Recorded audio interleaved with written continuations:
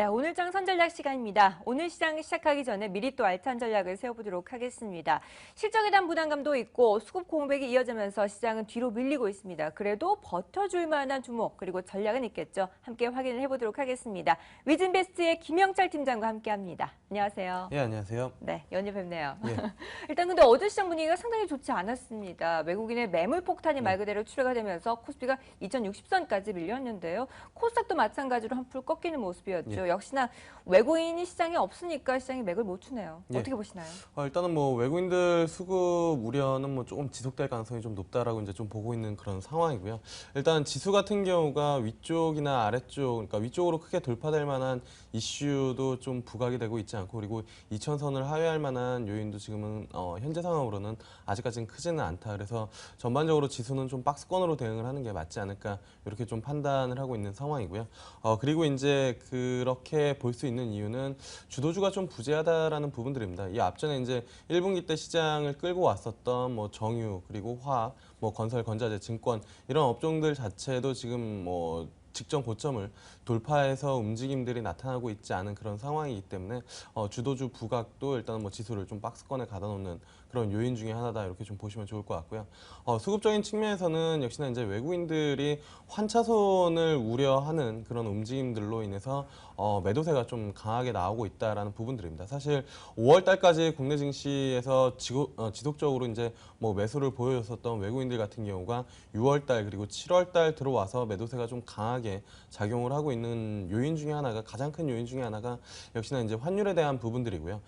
외국인들이 환율 이슈로 이렇게 좀 뭐 이탈 움직임들이 좀 나타날 때 보통 시장에서는 뭐 환율이 상승을 하면은 이 환율 수혜주, 그러니까 흔히 말해서 대형 수출주에 대한 움직임들이 어느 정도는 좀 나타나는데, 지금 상황에서는 그러한 움직임들도 좀 보여주지 못하고 있다. 왜냐면은 이 환율에 대한 부분들을 제외하더라도 경쟁력 자체가 좀 떨어지는 그런 움직임들을 좀 보여주고 있고, 뭐 대표적으로 삼성전자 실적을 뭐 발표를 했지만 좋지 않은 그런 움직임들을 좀 보여주고 있는 상황이고, 현대차 역시 이제 뭐 오늘 실적 발표가 예정이 되어 있는 그런 상황이지만 이 부분들도 역시나 이제 뭐 환율 이슈로 큰 폭으로 뭐 추세 전환하기에는 지금 움직임들이 쉽지 않다. 그래서 전반적으로 대부분 대형주들의 모멘텀 부족이 지속되고 있다, 이렇게 좀 판단을 하시면 좋을 것 같습니다. 네, 끌어올릴 만한 요소들은 부족하고 끌어내릴 만한 요소들은 많습니다. 여러 가지 요인들 때문에 앞으로 당분간 지수가 갇혀있는 양상을 보여줄 것으로 판단이 되고 있습니다.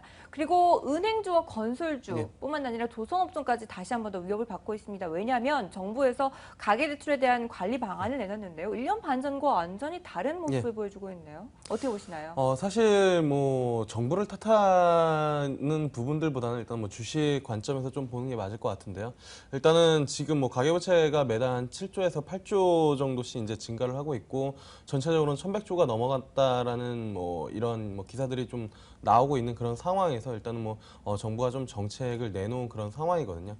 사실 뭐 정부가 이렇게 뭐 정책을 내놓을 수밖에 없었던 이유 중에 하나는 가계부채에 대한 우려가 지속적으로 좀 제기가 되고 있고, 지난달 뭐 OECD에서도 국내 이제 경제 성장률 전망치를 3.8%에서 3%로 급격히 하향 조정했었던 이유 중에 하나도 이제 이 가계부채에 대한 부분들인데요.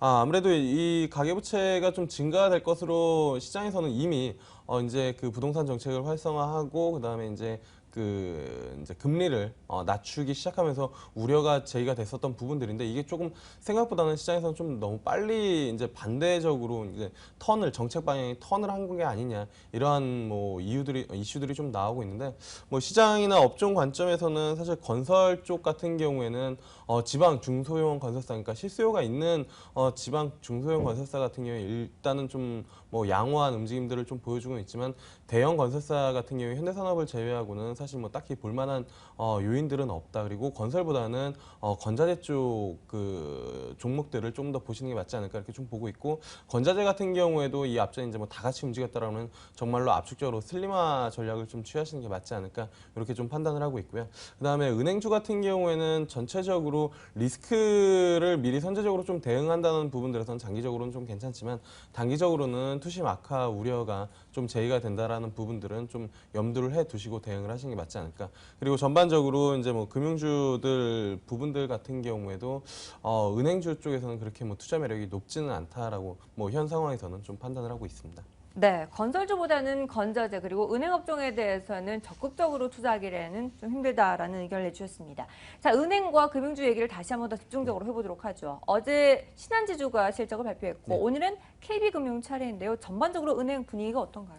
사실 이제 어제 신한지주 그 실적 수치만 놓고 보면은 양호한 흐름들을 좀 보여줬습니다. 네. 근데 문제는 뭐냐면은 이 신한지주, 이름에서도 알 수 있듯이 지주회사인데, 은행이랑 증권, 카드 이런 부분들을 다 가지고 있는데, 은행은 부진했거든요. 은행은 부진했는데, 증권이랑 이제 카드 쪽에서 그나마 실적 부분들이 좀 뒷받침되면서 전반적으로 이제 이익을 종합을 해봤을 때는 수치적으로는 좀 괜찮았다. 이렇게 좀 평가를 할 수가 있겠고요. 역시나 이제 KB 같은 경우에도 뭐 증권이랑 카드 그리고 이제 뭐 은행 이렇게 가지고 있는데 비슷한 양상을 좀 보여줄 가능성이 좀 높다라고 이제 좀 보고 있습니다. 하지만 전반적인 실적 추정 같은 경우에는 2분기 순이익이 뭐 전년 동기 대비 한 30% 정도 감소가 될 것으로 좀 예상이 되고 있는 그런 상황이고 전반적으로 뭐 은행주에 대한 부분들은 뭐 지속적으로 좀 말씀을 드리지만 투자 매력이 현 상황에서는 그렇게 높지는 않다라는 부분들입니다.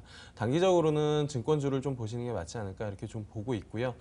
장기적으로 정말로 지금 여기서 말씀드리는 장기는 뭐 한 2년, 3년 정말 길게 보는 장기인데 그렇게 장기로 볼 수밖에 없는 이유는 아직까지는 현 금리 기조가 좀 유지가 되고 있다라는 부분들이고 이 금리 기조가 턴을 하기 전까지는 은행주에 대한 매력은 그렇게 높지는 않다라는 부분들입니다. 뭐 증권사에서도 현 구간에서는 베팅할 만하다 뭐 또는 PBR로 싸다라는 이야기들을 하고 있지만 싸지만 매력적이지는 않다라는 부분들입니다. 정말로 시간과의 싸움을 벌여야 되는 그런 부분들이고 정책적으로 금리가 바뀌어야 은행주에 대한 관심이 높아질 가능성이 좀 높기 때문에 그런 부분들, 그러니까 금리 이제 기조가 바뀌고 나서 사실 접근을 해도 저는 늦지는 않다라고 보고 있기 때문에 은행보다는 증권 쪽에 조금 더 뭐 포커스를 맞추는 게 맞지 않을까 이렇게 좀 보고 있습니다. 네, 금리 인상 전까지는 은행주들 큰 수혜는 어려울 것으로 시장은 판단하고 있습니다. 오히려 증권주에 포커스를 맞춰보시기 바라겠습니다.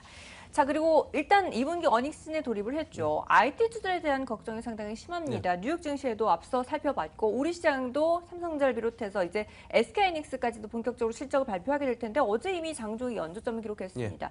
이 주가가 불안정하다 보니까 안정화를 위해서 자사주 취득 소식도 전해져 오고 있는데요. 어떻게 보시나요? 걱정이 크네요. 일단은 뭐 IT 관련 기업들에 대한 모멘텀이 사실 이제 좀 부족하다라고 이제 좀 보고 있거든요. 일단 뭐 네. 삼성전자가 좋지 않은 실적을 좀 발표를 한 상황이고 전반적으로 그 IT 그러니까 국내 IT 기업들의 경쟁력이 좀 떨어지고 있다라는 부분들이거든요. 그러니까 뭐 삼성전자도 신규 스마트폰을 출시를 했지만 그게 뭐 시장 예상치보다 잘 팔리지 않았고 또 다른 신규 스마트폰을 출시를 한다라고 뭐 발표를 하는 그런 와중에도 주가에 전혀 반영이 안 되고 있다라는 부분들이 전반적으로 업황에 대한 그 우려가 좀 제의가 되고 있다라는 부분들이고요. 그리고 삼성전자 하이닉스로 좀 압축해서 본다라고 하면은 중국 쪽 그 이제 반도체 관련된 기업들이 이제 뭐 메이저로 도약까지는 아니지만 어쨌든 지속적으로 뭐 커질 가능성. 그래서 시장에서 우려하고 있는 거는 과거에 이제 뭐 조선주 이슈처럼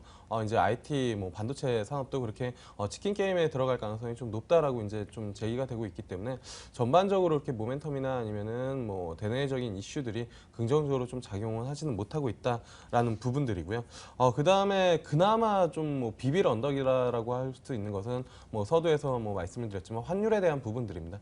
환율이 현 레벨에서 지속적으로 뭐 움직여 준다라고 하면은 하반기에 환율 이슈로 인해서 실적적인 부분들이 뭐 개선이 되면서 좋은 뭐 흐름을 보여줄 수는 있지만 그렇지 않다라고 하면은 환율밖에는 지금 뭐 믿을 것이 없다 이렇게 좀 판단을 할 수가 있겠고요. 그나마 뭐 IT 관련 종목에서 관심을 가져볼 만한 섹터는 반도체 장비가 되지 않을까 이렇게 좀 보고 있습니다. 왜냐하면은 뭐 셋업 그러니까 완성 그 반도체 셋업이라고 할 수 있는 뭐 삼성전자나 SK하이닉스가 부진을 해도 어쨌든 중국 쪽에서 시장을 키우고 기업이 커가기 위해서는 장비주들을 발주를 할 수밖에 없기 때문에 반도체 장비주 같은 경우에는 이제 뭐 중국발 모멘텀도 제의가 될 수 있는 부분들이어서 그쪽 섹터는 뭐 일단은 뭐 긍정적인 시각을 유지를 하고 있습니다. 네, 참 대형주는 실적 때문에 걱정이고 중소형주들은 이 고평가 때문에 어느 한 곳에 정착하기 힘든 투자자들입니다. 어떻게 전략을 세워야 될지 고민일 텐데 전략과 함께 또 시장에서 버텨줄 만한 종목이 있으면 함께 유망주로 예. 꼽아주시죠. 일단은 뭐 저는 대형주보다는 중소형주 쪽에다 조금 더 포커싱을 맞추는 게 좋지 않을까 이렇게 좀 보고 있고요. 네. 사실 최근에 이제 나스닥 지수들이 좀 부진한 움직임들을 좀 보여주고 있지만 이건 FMC 이전에 사실 뭐 시장이 뭐 헐리우드 액션 또는 이제 뭐 우려감 이슈로 이제 조정을 받고 있다라고 좀 볼 수가 있겠고 FMC 이후에는 다시 반등할 것으로 좀 예상을 하고 있는 상황인데 뭐 나스닥에서 강한 섹터는 뭐 바이오 헬스케어 그다음에 컨텐츠 그리고 여기에 이제 뭐 IT 기업들이 좀 강세 움직임들을 좀 보여주는데 대부분 성장에 대한 모멘텀이 있는 기업들입니다. 국내에서도 이러한 기업들 위주로 뭐 중소형주에서는 좀 대응을 하시는 게 좋지 않을까 이렇게 좀 판단을 하고 있고요. 중소형주가 조금 비싸다, 그러니까 뭐 밸류에이션 이슈들이나 고평가되어 있어서 매수하기가 조금 어렵다라고 생각을 하시는 분들 같은 경우에는 오늘 이제 뭐 삼강글라스라는 기업은 좀 관심 있게 볼만하지 않을까 이렇게 좀 보고 있습니다. 일단은 뭐 2분기 실적에 대한 부분들이 좀 긍정적으로 좀 예상이 되고 있는 부분들이고요. 턴어라운드가 좀 본격화될 가능성이 좀 높다라는 부분들 그리고 해외 쪽 그 미국이랑 중국 쪽에 대한 수출 역시나 뭐 긍정적으로 개선이 될 것으로 좀 예상이 되고 있는 그런 상황이고요. 뭐 중요한 것 중에 하나는 실적에 대한 부분들인데 자회사 이제 군장에너지 쪽에 대한 그 이제 지분법 이익까지 생각을 한다라고 하면은 뭐 수급적인 측면들 다 뭐 고려를 해봤을 때 충분히 매력적이지 않을까 이렇게 좀 보고 있습니다. 네.